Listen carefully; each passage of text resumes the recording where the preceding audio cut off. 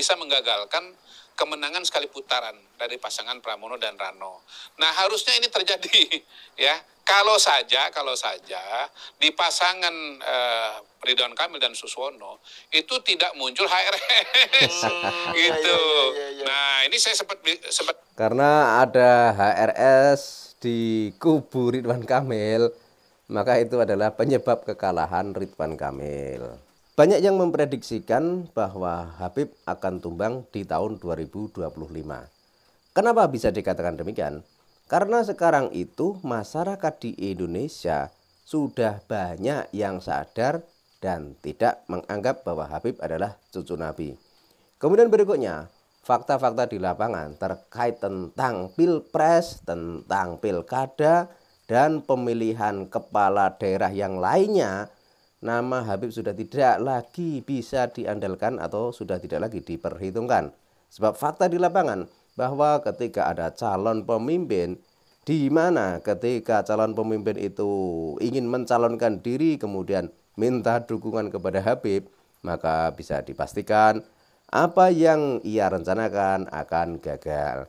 Dan yang belum lama ini menimpa Ridwan Kamil. Dia didukung oleh Habib, terutama Rizik Syihab. Dan di sini ada seorang politisi bernama Muhammad Qodari yang secara tegas dan jelas dan gamblang bahwa kekalahan Ridwan Kamil adalah sebab adanya Rizik Syihab. Kita simak videonya.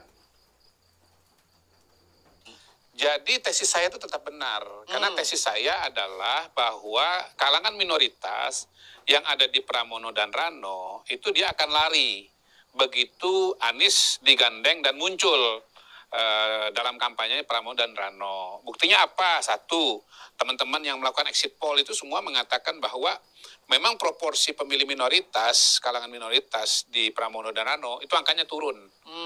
Yang kedua, peningkatan suara dari pasangan Dharma dan Kunwardana, Dharma Pongrekun dan Kunwardana itu kan melonjak 2 kali lipat dari kira-kira 3-4% menjadi 10%. Gitu. Betul. Nah, mereka dari mana? Itu dari kalangan minoritas. Nah, saya juga mengatakan begini, saya lupa di sini atau di podcast yang lain, bahwa yang saya katakan perginya kalangan minoritas itu bisa membatalkan, bisa menggagalkan kemenangan sekali putaran dari pasangan Pramono dan Rano. Nah, harusnya ini terjadi ya. Kalau saja di pasangan Ridwan Kamil dan Suswono itu tidak muncul HRS gitu. Nah, ini saya sempat karena ada HRS di kubu Ridwan Kamil, maka itu adalah penyebab kekalahan Ridwan Kamil. Bilang begini, ini kan ada juga yang mengatakan bahwa minoritas itu akan lari dari Pramono dan Rano begitu ada Anies, namanya Ara Sirait gitu. Nah, masalah dari Ara Sirait itu adalah dia tidak mengingatkan timnya sendiri, jangan gandeng Rizik Syihab. Itu minoritas jadi bingung. Bingung. Saya pernah menyebutnya kalau nggak salah di sini itu namanya trilema, saya bilang. Bukan dilema lagi. Kalau betul. Dilema kan saya bilang kalau harus milih antara Anies dengan PKS, saya bilang Anies itu hantu yang lebih mengerikan daripada PKS gitu. Di sini di tempat ini gitu. Terus ditanya gimana kalau ada Rizik Syihab? Wah, itu trilema. Betul. Trilema. Nah, kalau saya menganggap bahwa Anies adalah ancaman dalam tanda kutip yang lebih berbahaya daripada Rizik Syihab. Karena dia punya popularitas, sementara Rizik Syihab di survei-survei kan kecil sekali gitu. Nah, tetapi analisa itu kan belum tentu didengar atau alam pikirannya sama dengan sebagian kalangan minoritas. Bisa saja bagi sebagian kalangan minoritas, Rizik Syihab tetap hantu yang lebih mengerikan daripada Anies gitu. Karena Anies kan tidak pernah ngomong negara Islam, tapi Rizik Syihab jelas-jelas ya bicara mengenai apa ya? NKRI bersyariah. Itu gitu. Berkali-kali. Iya, berkali-kali gitu. Dan juga ada fakta itu loh, ada isu mengenai fakta antara FPI, Front Persaudaraan Islam dengan Ridwan Kamil.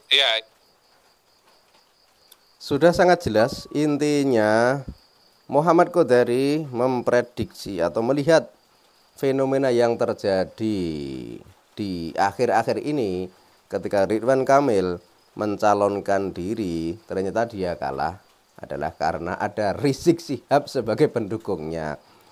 Dan ini adalah sebuah kejadian yang memang harus kita saksikan bersama. Di mana ketika tahun 2014-2016 nama Habib seolah-olah menguasai Indonesia. Nama Habib terdengar di berbagai penjuru wilayah dan berbagai daerah. Banyak yang mengeluh-elukan, bahkan ketika ada Habib bilang A, maka masyarakat yang lain akan menyatakan A. Jika ada Habib bilang B, maka masyarakat akan mengatakan B. Tapi itu kejadian dulu. Nah, kalau sekarang setelah terungkap fakta-fakta yang mungkin selama ini tidak pernah terfikirkan oleh masyarakat di Indonesia, yakni terkait tentang nasab habaib, ya inilah yang membuat masyarakat di Indonesia kini menjadi sadar bahwa ternyata selama ini hanya terkena huwak atau terkena kabar bohong. Kabar bohong tentang apa? Tentang Habib yang katanya cucu Nabi. Karena berdasar tes DNA mereka tidak terbukti. Kemudian berdasar kajian kitab nasab mereka juga tidak terbukti. Dan juga yang belakang ini lagi rame adalah beberapa budaknya Habib juga terkena imbasnya. Misalnya Miftah. Belum lama ini Miftah mengundurkan diri sebagai staf presiden. Ada yang bilang mengundurkan diri, tapi sebenarnya lebih tepatnya adalah Miftah ini dipecat karena dianggap mempermalukan Pak Prabowo Subianto. Karena dia sudah diangkat sebagai staf, tapi dalam ceramahnya dia arogan. Dan kemarin yang sempat viral adalah ketika dia mengatakan goblok terhadap seorang penjual es teh. Dan juga sekarang bergulir muncul video-video terkait Miftah dengan Yati Pesek. Dan itu juga menuai kontroversi dan banyak juga yang mulai sadar dan mulai paham bahwa ternyata apa yang dilakukan oleh Miftah memang sudah kebablasan. Dia menghina orang lain dengan guyonannya. Sekilas memang sebuah guyonan, tapi setelah direnungkan agak lama ternyata hinaan itu begitu menyakitkan. Makanya hal itu membuat masyarakat di Indonesia menjadi geram dan tidak lagi suka dengan penceramah bernama Miftah. Kemudian yang masih hangat kemarin adalah Ikdam. Dia terkenal dengan sebutan Gus Ikdam. Dia juga sering membela Ba'alawi. Dia juga sering berdekatan dengan Habib.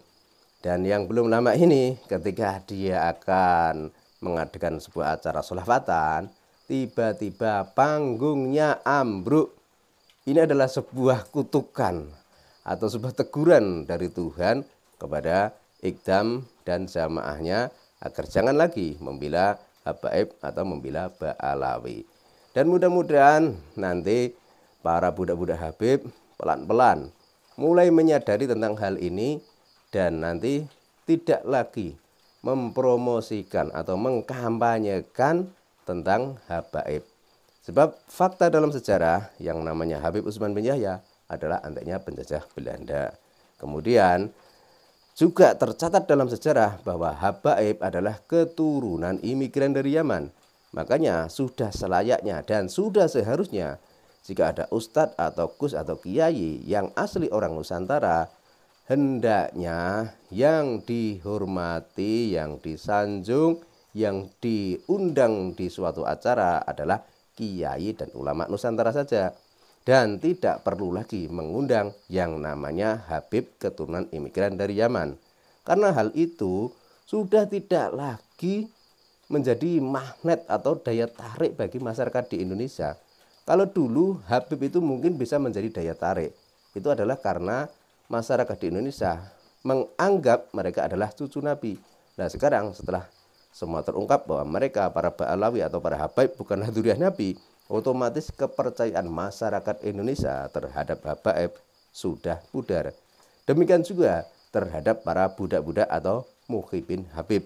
Jadi ketika ada budak atau muhibin Habib masih bersikukuh membela majikannya, maka ketika itu pula masyarakat di Indonesia pelan-pelan akan meninggalkannya.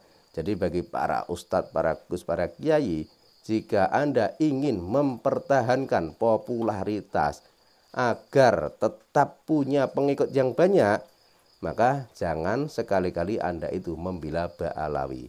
Tapi harusnya Anda berani menyatakan kebenaran bahwa Ba'alawi atau Habaib dari Yaman bukanlah keturunan Kanjeng Nabi. Dan Anda ikut bergabung dengan para kiai dan ulama Nusantara yang saat ini tengah berjuang keras untuk memulihkan harga diri bangsa, untuk memulihkan harga diri leluhur Nusantara agar jangan lagi diinjak-injak oleh keturunan imigran dari Yaman untuk yang kedua kalinya.